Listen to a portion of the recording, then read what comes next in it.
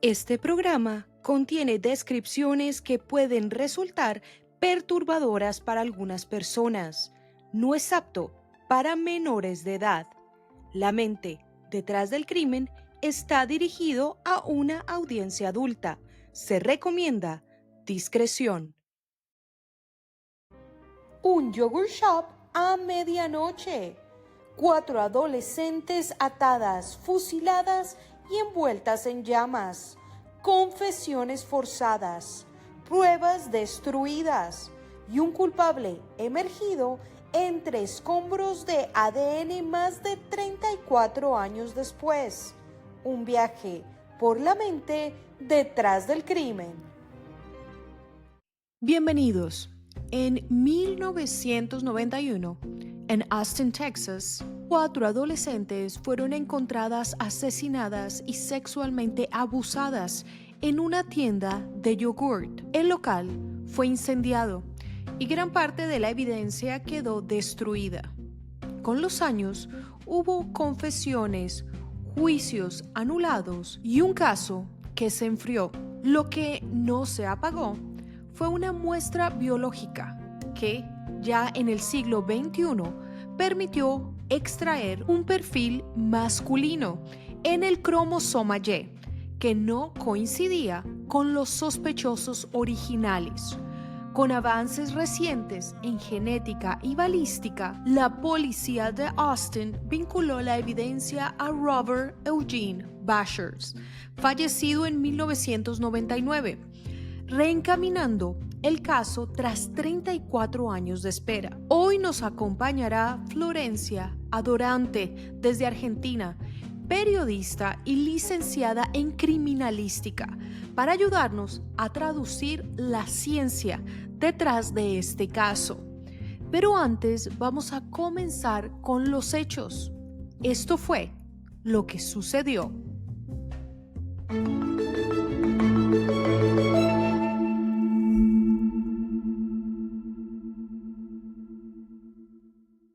Era la noche del 6 de diciembre de 1991 en Austin, Texas, cuando 4 adolescentes, Jennifer y Sarah Harbison, Elisa Thomas y Amy Agers, fueron halladas ejecutadas dentro de la tienda de yogur I Can't Believe It Is Yogurt.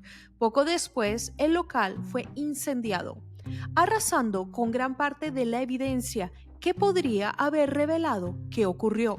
Pasaron los años.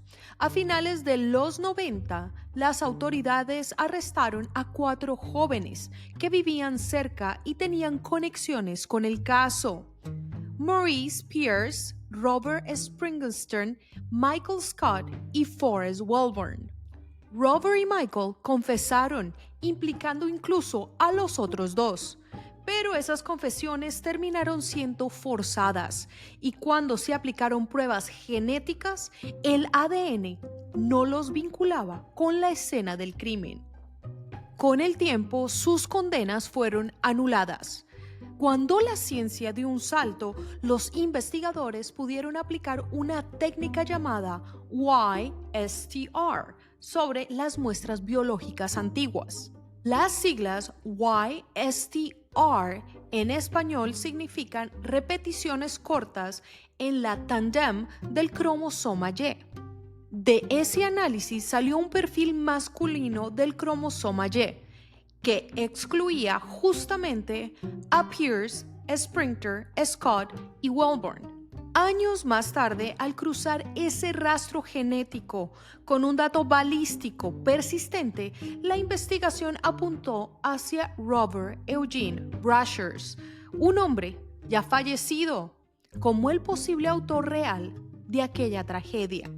Robert Eugene Basher fue un violador y asesino en serie estadounidense activo durante la década de los 90, vinculado a múltiples ataques sexuales y homicidios en distintos estados del país, entre ellos Missouri, Tennessee y Carolina del Norte. Pero ¿cómo este caso fue revivido después de tanto tiempo?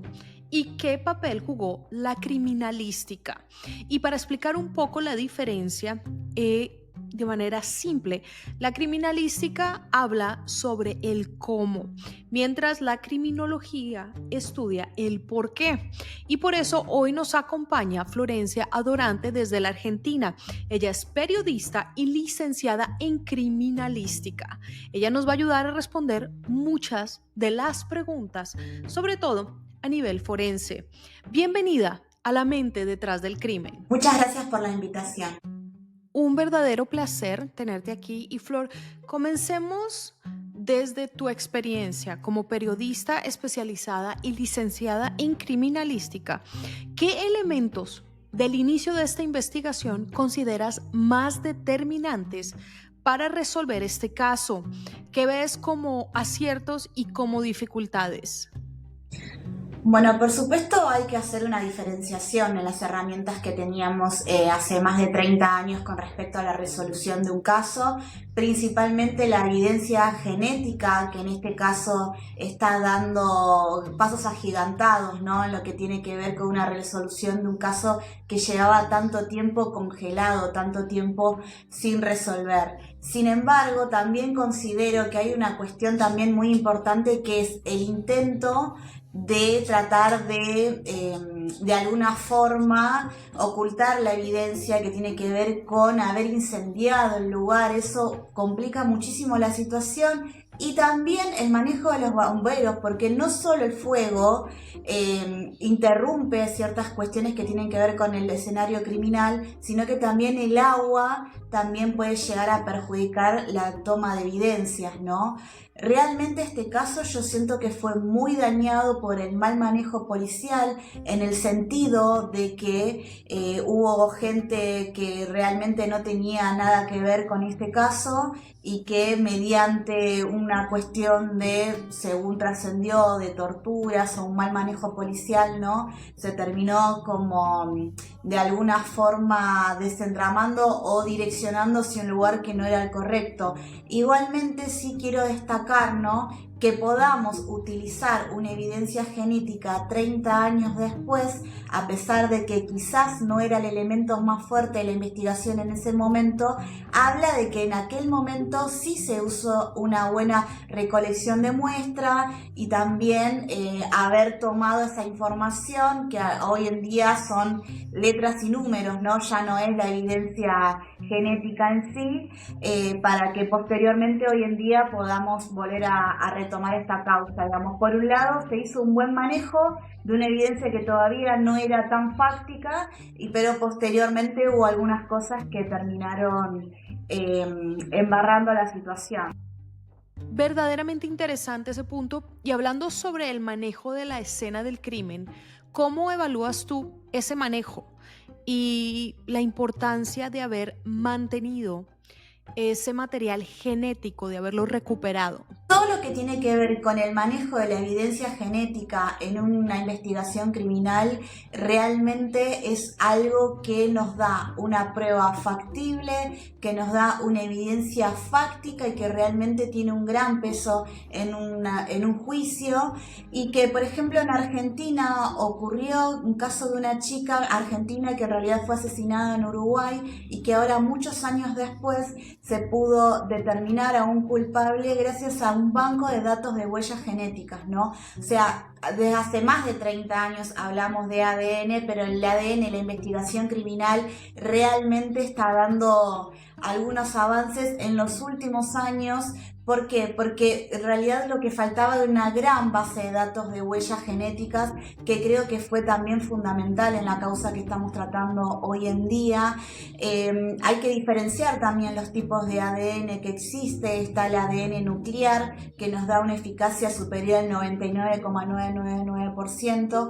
También está el marcador del cromosoma Y, como también se utilizó en este caso para poder resolverlo, que el marcador del cromosoma Y es un marcador que tienen los hombres dentro de un mismo linaje paterno. Esto quiere decir que abuelos, padres, hijos, nietos, todos comparten el mismo marcador del cromosoma Y. Bueno, y hablando un poco del impacto mediático que tuvo este caso, como periodista, ¿qué opinas sobre cómo se manejó y hasta cierto punto cómo estos casos se ven afectados gracias a la prensa. Todo lo que tenga que ver con asesinatos de mujeres, mujeres jovencitas también, realmente termina siendo de un interés muy importante para toda la sociedad. Bueno, en Argentina hace menos de 10 años que tenemos las leyes de femicidio también. Y realmente también no solo, digamos, lo veo desde el lugar de Argentina, no solo tiene quizás un interés particular en acelerar los procesos de una resolución judicial, sí también puede llegar a entorpecer la causa, ¿no? Como sabemos, esta causa particularmente de la que estamos hablando, del asesinato de estas 4 jóvenes, a veces termina siendo que personas inocentes terminen siendo juzgadas solamente por la presión mediática y bueno, y por la corrupción policial, por supuesto, pero sin embargo a veces sucede que ese mismo, te digo, ímpetu en resolver un caso que muchas veces termina siendo beneficioso, otras veces por la presión mediática o por también la presión social termina siendo perjudicial. Completamente de acuerdo.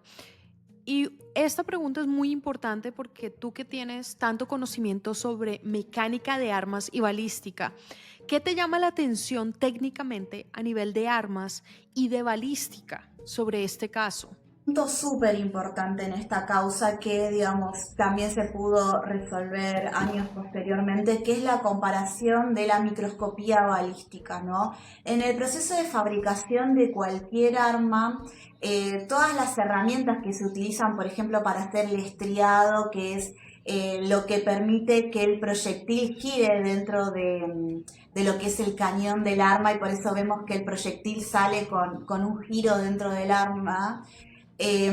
Así que ese proceso de fabricación para hacer esa especie de espiral que hace esa estría para que el proyectil salga de esa manera y salga direccionado, microscópicamente todo el proceso de fabricación le da una impronta única y prácticamente irrepetible. ¿Por qué? Por el desgaste de la pieza con la que se hizo este arma, por los procesos de fabricación. Entonces microscópicamente le va a dejar un dibujo, ese estriado del cañón del arma al proyectil que se disparó, y va a hacer que posteriormente con un arma, con un dubitado, diríamos en criminalística, con el arma secuestrada a un sospechoso, por ejemplo, poder comparar microscópicamente si esos 2 proyectiles fueron disparados por el mismo arma. Entonces, en esta causa, ahora el nuevo implicado, el nuevo sospechoso que ya está fallecido, sí se pudo comparar microscópicamente los proyectiles encontrados en los cuerpos de las jóvenes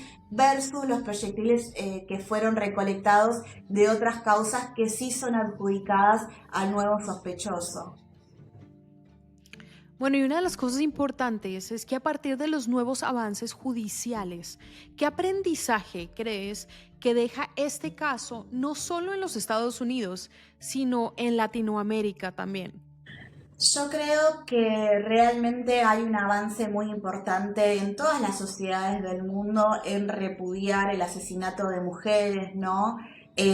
Hago la comparación con Argentina. Ahora, hoy en día, nosotros tenemos la figura de femicidio, pero antes se hablaba, por ejemplo, del crimen pasional, del novio celoso que ataca y que mata, o también el pensamiento social de algo habrán hecho estas chicas para que las asesinen.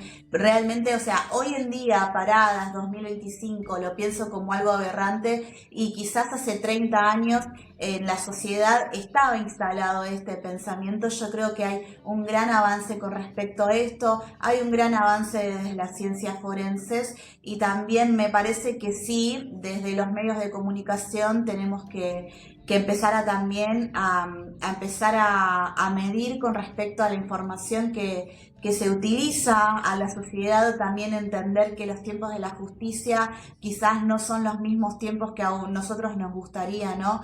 Que se resuelva un caso, así que quizás empezar a plantear desde la justicia que la resolución mediática de las causas no es la correcta, y lo digo particularmente desde Argentina, que no tenga que ser necesaria también a veces la viralización de un caso para tener una pronta justicia. Lo que sí me parece que las nuevas leyes en Estados Unidos que tienen que ver con las revisiones de las causas que realmente se fueron archivando a lo largo de los años me parece muy fructífera. Y quiero citar al padre de la criminalística que muy sabiamente dijo: el tiempo que pasa es la verdad que huye. Así que, digamos, me parece que hay que destinar recursos, tiempo, dedicación y profesionales para que todo se haga de la forma que tiene que ser y en los tiempos estipulados. Definitivamente agradezco muchísimo que nos hayas acompañado y espero tenerte nuevamente en otro de nuestros episodios. Bueno, Natalia, la verdad es que fue un lujo para mí, un gusto muy grande y gracias por convocarme. Para mí es un placer. Y para concluir, 34 años después la ciencia habló. Un perfil en el cromosoma Y no señaló un nombre por sí solo, pero abrió la puerta correcta. Cuando la tecnología alcanza a la paciencia, la verdad encuentra su camino. Gracias al trabajo incansable de quienes buscan justicia, hoy las familias de estas jóvenes pueden cerrar un capítulo lleno de dudas y de interrogantes, pues la ciencia les regresó sus voces. Y aunque la justicia tarda, siempre llega. Nos vemos la próxima semana en otro episodio de La mente detrás del crimen.